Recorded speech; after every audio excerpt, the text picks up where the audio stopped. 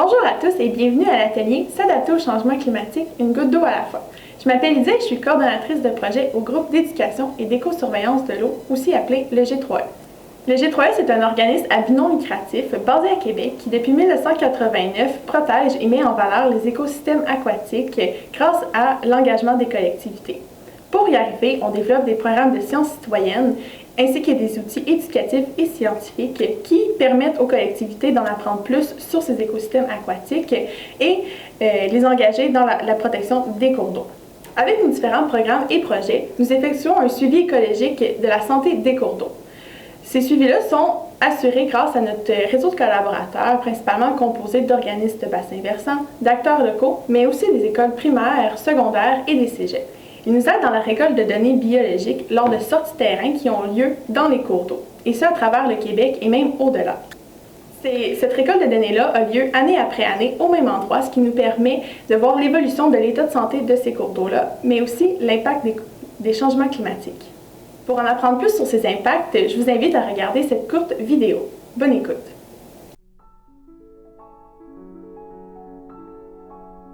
Les changements climatiques et leurs impacts sur les petits cours d'eau, la vie aquatique. Le réchauffement global de la planète hausse tranquillement la température de l'eau. Plusieurs composantes des cours d'eau s'en trouvent affectées. La hausse des températures modifie la répartition territoriale des populations de plusieurs façons. Disparition d'espèces d'eau froide d'une région, migration vers le nord d'espèces d'eau chaude ou apparition d'espèces exotiques envahissantes, pour ne nommer que quelques exemples. Dans tous les cas, la diminution de ressources se traduit par une perte économique marquée. Les périodes de sécheresse amenant des étiages sévères des cours d'eau sont également dommageables. Par exemple, la montaison incomplète des saumons, causée par le manque d'eau dans une rivière, aura un impact considérable sur la saison de pêche. Le manque d'eau provoque également une augmentation de la compétition pour la nourriture, une concentration plus élevée des toxines, ainsi qu'une hausse des risques de maladies. Ces conséquences se traduisent par une mortalité plus importante des organismes vivants. Pour plus d'informations, contactez le groupe d'éducation et d'éco-surveillance de l'eau.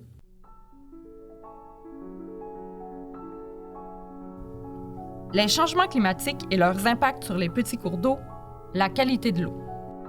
Le réchauffement global de la planète augmentera significativement la quantité de précipitations dans certaines régions, tandis que d'autres seront touchées par des sécheresses. Dans les deux cas, les sols, qui ne pourront absorber les surplus d'eau générés par des averses intenses, subiront une érosion plus importante et une proportion plus élevée de sédiments sera drainée vers les cours d'eau. Cela aura pour effet d'augmenter la turbidité, les toxines, les métaux lourds, les bactéries, virus et autres. Les sources d'eau potable contaminées accroîtront le risque de maladie des consommateurs. Le récréotourisme s'en trouvera également affecté, par exemple lorsque certains sites se verront fermés car impropres à la baignade ou aux activités nautiques. Le coût de traitement des eaux est aussi accru de façon considérable. Bref, toutes des conséquences qui ont un impact économique non négligeable. Pour plus d'informations, contactez le groupe d'éducation et d'éco-surveillance de l'eau. Maintenant que vous en savez plus sur l'importance des suivis écologiques et les impacts des changements climatiques sur les cours d'eau, nous allons poursuivre l'atelier. Ce que je vous propose pour la suite, c'est de vous amener avec moi dans les différentes étapes d'un suivi écologique. Donc, premièrement, je vous présenterai deux paramètres qui sont à l'étude lors de ces suivis écologiques-là, qui ont été développés aussi dans notre programme J'adopte un cours d'eau. Et finalement, nous allons faire une activité sur les actions en lien avec les cours d'eau. Donc, commençons avec le premier paramètre à l'étude qui correspond aux analyses physico-chimiques et bactériologiques qui font référence à l'apparence de l'eau, à sa composition et aussi à la présence de bactéries. En tout, il y a 9 paramètres qui sont à l'étude dans les analyses physico-chimiques et bactériologiques. Donc, premièrement, on a la température. Ensuite, nous avons la conductivité, qui est la mesure des sels minéraux dissous dans l'eau, libérant des ions et qui conduisent le courant électrique. Nous avons la turbidité, qui mesure la façon dont les particules dans l'eau laissent passer la lumière et donnent une apparence trouble à l'eau. Nous avons la concentration d'oxygène dissous, la dureté, qui est aussi la concentration en sels minéraux dans l'eau, particulièrement les ions de calcium et magnésium. Nous avons le pH, qui est la quantité d'ions d'hydrogène dans l'eau, qui nous indique si l'eau est acide, basique ou neutre. Nous avons le phosphate, nitrite, nitrate, qui sont des éléments, qui sont des composés chimiques qui se retrouvent naturellement dans l'environnement et qui sont essentiels à la croissance de la végétation. Et puis nous avons les coliformes fécaux, qui sont en fait des bactéries qui se retrouvent aussi naturellement dans le cours d'eau et qui sont associées à la matière fécale. La plus connue est la E. coli. Ensuite de ça, le deuxième paramètre qu'on observe lors des suivis écologiques correspond aux bioindicateurs.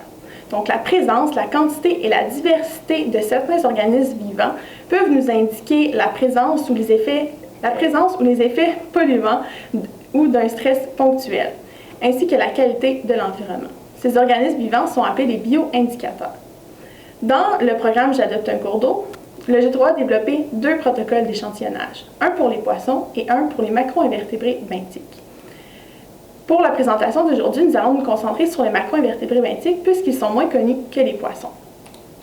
Qu'est-ce que c'est un macro-invertébré benthique? Eh bien, c'est des organismes qui sont visibles à l'œil nu, même s'ils peuvent être très petits. C'est des organismes aussi qui n'ont pas de colonne vertébrale et qui vivent au fond des cours d'eau et des lacs. Ça peut être des larves d'insectes, des vers, des mollusques et même des crustacés. Vous pouvez d'ailleurs voir plusieurs images sur la diapositive. On les étudie étant donné qu'ils sont omniprésents dans les cours d'eau. Ils sont aussi faciles à récolter et c'est des bons indicateurs de la santé des écosystèmes aquatiques. Étant donné qu'ils sont un maillon important dans la chaîne alimentaire, donc ils sont à la base de la chaîne alimentaire, c'est des organismes aussi qui vont intégrer les variations de leur habitat physique et physico-chimique à court et moyen terme. Et finalement, les groupes de macro-invertébrés ont une variation dans leur tolérance à la pollution. Donc sur la diapositive, vous pouvez voir l'échelle de la tolérance à la pollution. Donc on a des organismes qui sont super tolérants, qui vont avoir des codes de 9, 8 ou 10, qu'on peut retrouver dans des milieux qui sont en moins bonne santé, mais aussi dans des milieux qui sont en bonne santé. Contrairement aux espèces qui sont sensibles à la pollution, qu'on va retrouver seulement dans des milieux qui sont en bonne santé. Dans le cadre du projet J'adopte un cours d'eau, le G3 a développé une clé d'identification générale des macro-invertébrés d'eau douce. Je vous propose une petite activité qui se base sur cette clé d'identification-là. Donc, ce qu'on va faire, c'est que je vais vous poser une série de questions. Je vais vous laisser quelques moments pour y répondre. Et avec toutes ces réponses, à la fin, nous allons être capables d'identifier quel spécimen je vous présente. Donc, nous allons commencer avec ce magnifique macro-invertébré benthique. Donc, la première question que je vous pose correspond à celle-ci. Le corps est-il enfermé dans une coquille?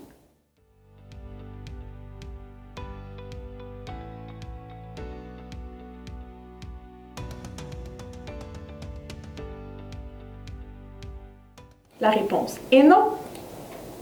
Ce macro-invertébré benthique a-t-il les pattes articulées? Quand je mentionne pattes articulées, je fais référence à des pattes qui peuvent bouger et plier un peu comme nos bras à nous.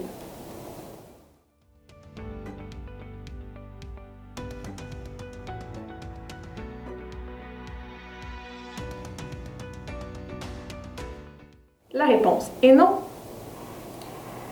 Le corps est-il allongé et semblable à celui d'un ver?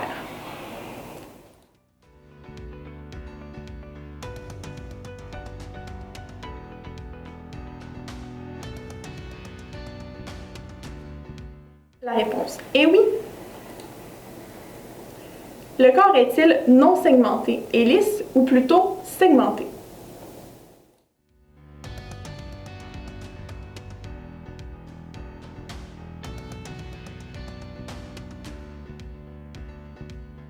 La réponse ici est segmentée. Vous pouvez d'ailleurs voir sur l'image à quoi correspond un segment. Ensuite, est-ce qu'il y a présence d'une tête distincte et de fausses pattes semblables à celui d'une chenille?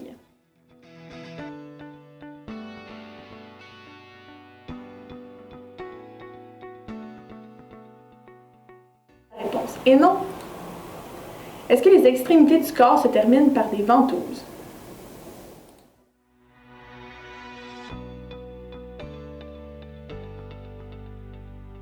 La réponse est non. Le corps est-il long et mince comme celui d'un ver de terre?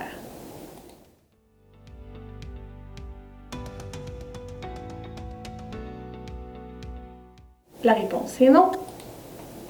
Et finalement, est-ce que l'une des extrémités est garnie de projections charnues plus ou moins longues?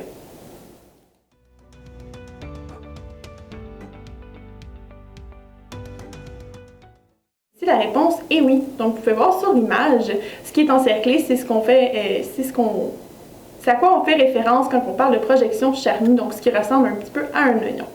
Donc, grâce à ces différentes questions, nous sommes capables de déterminer qu'il s'agit d'une larve de diptère, plus spécifiquement de la famille des Tipulidés. Donc, sa cote de tolérance à la pollution est de 3. Donc, c'est possible de savoir que ces organismes-là sont sensibles à la pollution. Et le groupe des diptères comprend notamment les mouches et les moustiques. Vous pouvez d'ailleurs voir un Tipulidé à l'âge adulte. Donc, maintenant qu'on s'est pratiqué avec le premier, nous allons en faire un deuxième.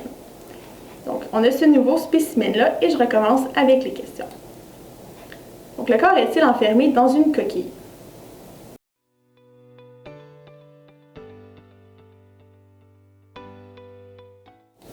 La réponse est non. Est-ce que ce macro-invertébré benthique a des pattes articulées? Donc, je vous rappelle, pattes articulées un peu comme nos bras.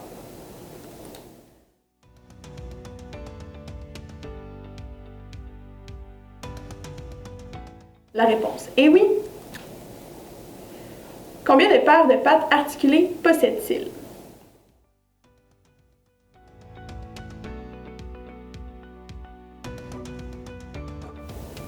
Dans ce cas-ci, on a 3 paires de pattes. Vous pouvez les voir bien définies sur l'image.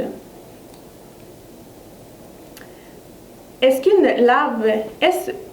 ce macro-invertébré est une larve libre ou bien une larve dans un étui?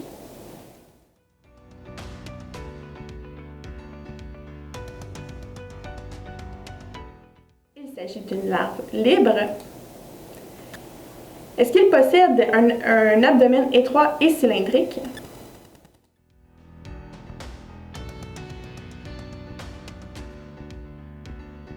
La réponse est oui.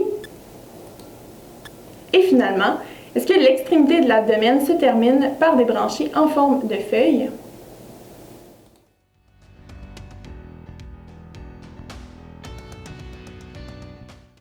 La réponse est oui.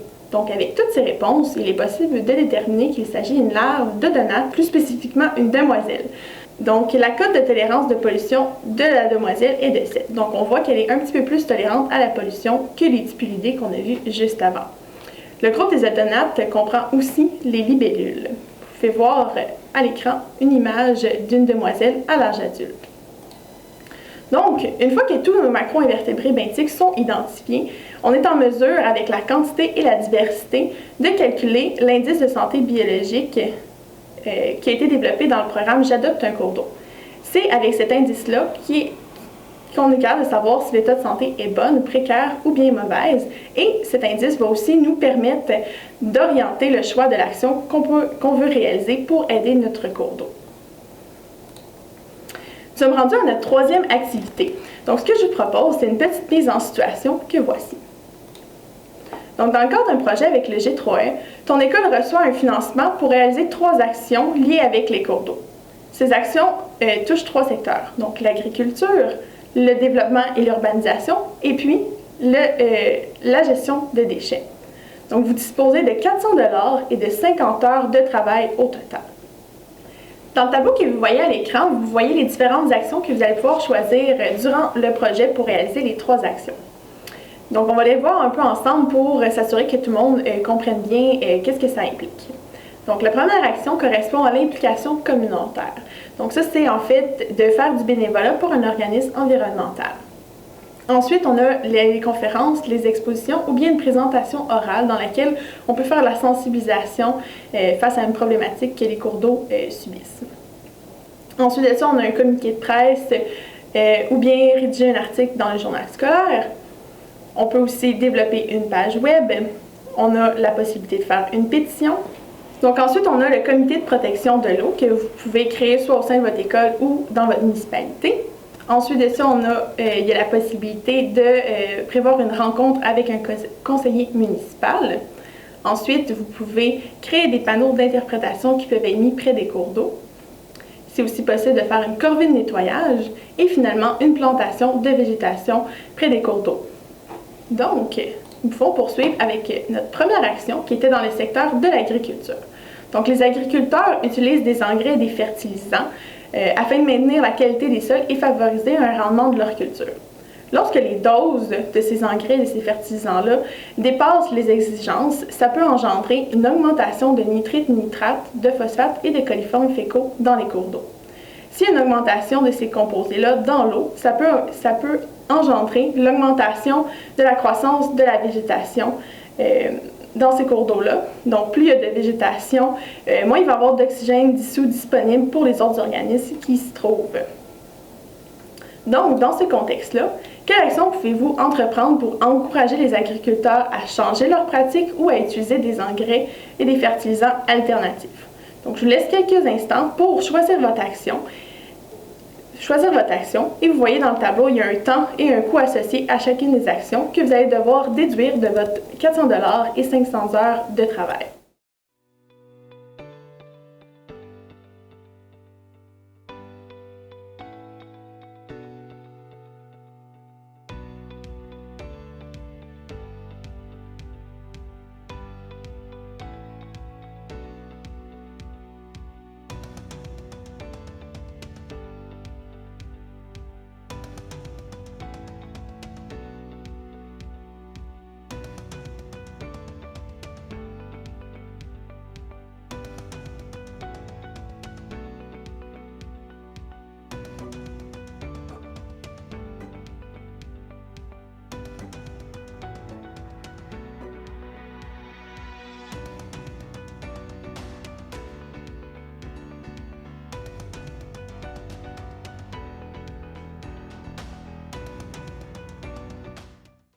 Passons à la prochaine action, qui est dans le secteur du développement et de l'urbanisation. Donc, on sait que la construction d'infrastructures comme des bâtiments, des stationnements ou bien des routes, ça peut se traduire par la perte des capacités naturelles des sols d'emmagasiner l'eau. Donc, dans le fond, le sol va être bétonisé, ce qui va augmenter le volume du ruissellement qui se dirige vers les cours d'eau. Donc ça va aussi engendrer la diminution de la qualité de l'eau. Et avec le développement et l'urbanisation, ça peut aussi mener à la destruction des bandes riveraines et ou des milieux humides. Donc, dans ce contexte-là, quelle action pouvez-vous entreprendre pour encourager le développement et une urbanisation moins nuisible pour les cours d'eau?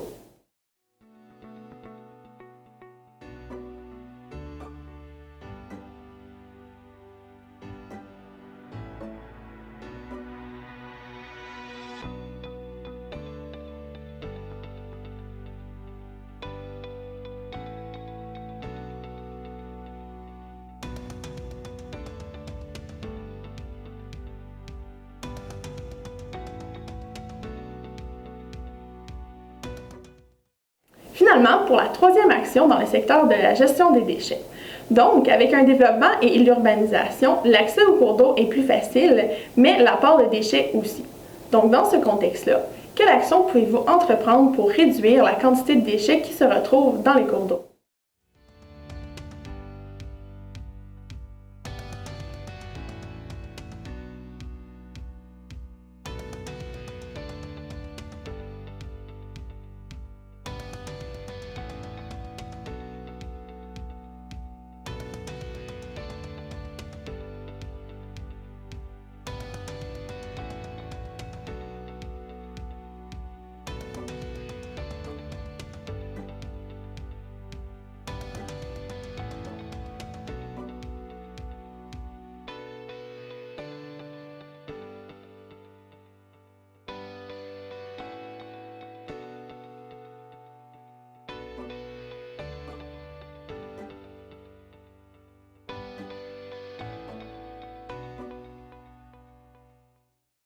Et voilà, le projet est maintenant terminé et vous avez réalisé 3 actions dans le cadre d'un projet avec le G3E. Est-ce que vous avez été capable de réaliser les 3 actions voulues avec le budget et le temps qui vous était alloué?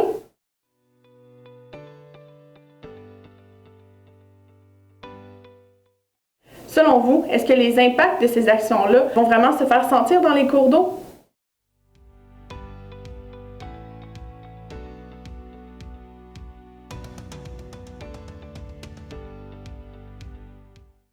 Avec les suivis écologiques des cours d'eau qui sont répétés année après année, ça serait possible d'observer les impacts des actions qui ont été réalisées et choisies dans le cadre de ce projet-là. Le G3E a aussi d'autres ressources en lien avec les actions. Donc, premièrement, votre école peut participer au programme J'adopte un cours d'eau et nous aider dans ces suivis écologiques-là. Ensuite, le G3E est en train de développer une banque d'actions qui sera bientôt disponible sur notre site Internet. Donc, restez à l'affût et sachez que cette banque d'actions-là pourra vous servir d'inspiration et vous guider dans le choix des différentes actions. De plus, le G3E est en train de développer une application mobile appelée Cours d'eau branché qui vous permettra à tout le monde de réaliser des suivis écologiques. Donc, le protocole qui est développé dans cette application-là est un peu plus facile à utiliser et les données vont aussi apparaître dans notre carte interactive disponible sur le site Internet. Donc, merci beaucoup pour votre écoute et votre participation. Si jamais vous avez des questions, vous pouvez contacter l'adresse qui apparaît dans la diapositive. Sinon, vous pouvez visiter le site du G3E. Nous avons aussi une chaîne YouTube et nous sommes sur les réseaux sociaux Facebook, Instagram et TikTok. Donc, avant de vous quitter, je vous laisse sur une courte vidéo qui vous montre concrètement qu'est-ce qu'on fait au G3E. Bonne écoute!